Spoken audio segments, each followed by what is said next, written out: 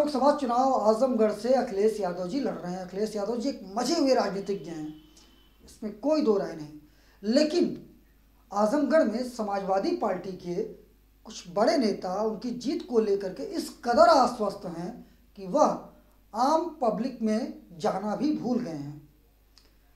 कुछ चुनावी सभाएं तो जरूर चल रही हैं, लेकिन वह भी केवल नाम मात्र। हाँ, एक चीज़ अलग देखने को ज़रूर मिल रही है कि बहुजन समाज पार्टी, जो कभी समाजवादी पार्टी का विरोध करती थी, मायावती के प्रधानमंत्री बनने की घोषणा के बाद से अखिलेश यादव जी को चुनाव जिताने में पूरी तरह से लग गए हैं।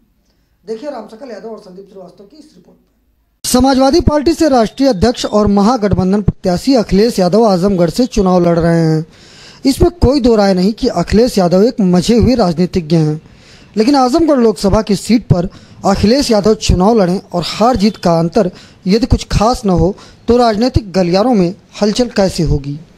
2014 के लोकसभा चुनाव में इस सीट पर अखिलेश यादव के पिता और तत्कालीन समाजवादी पार्टी के राष्ट्रीय अध्यक्ष मुलायम सिंह यादव जी चुनाव लड़े थे।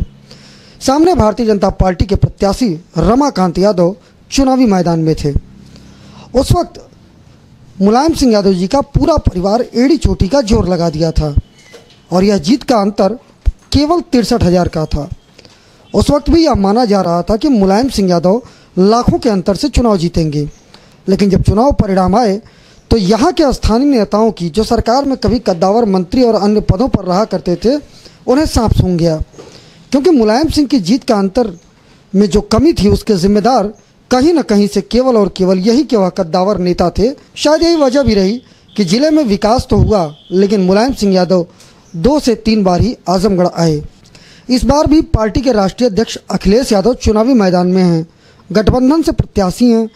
स्थानीय स्तर पर समाजवादी पार्टी के नेता मान चुके हैं कि अखिलेश यादव जी के चुनाव में उन्हें मेहनत नहीं करनी है, क्योंकि अखिलेश यादव तो वैसे ही चुनाव जीत रहे हैं।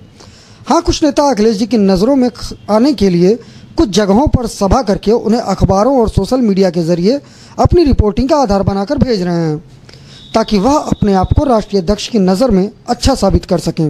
लेकिन वास्तविकता क्या है, यह या तो आजमगढ़ का मतदाता जानता है या फिर वह नेता जानते हैं जो यह चुनाव प्रचार कर रहे हैं। चर्चा यह भी सुनने को मिलती है कि पार्टी के नेता लोगों की नज़र में भले ही एक बने हुए हैं, लेकिन सच्चाई यह है कि सभी एक दूसरे को काटने में लगे रहते हैं। ऐसे में यदि अखिलेश यादव जी चुनाव जीतते हैं तो यह केवल और केवल अखिलेश यादव जी की अपनी जीत होगी।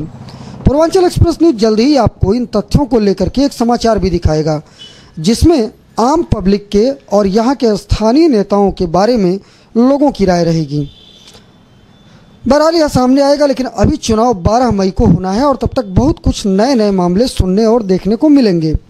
हाँ, इस चुनाव में एक खास बात और है कि आजमगढ़ के स्थानीय समाजवादी पार्टी के नेताओं से ज़्यादा सक्रिय यहाँ बहुजन समाज पार्टी के कार्यकर्ता दिख रहे हैं।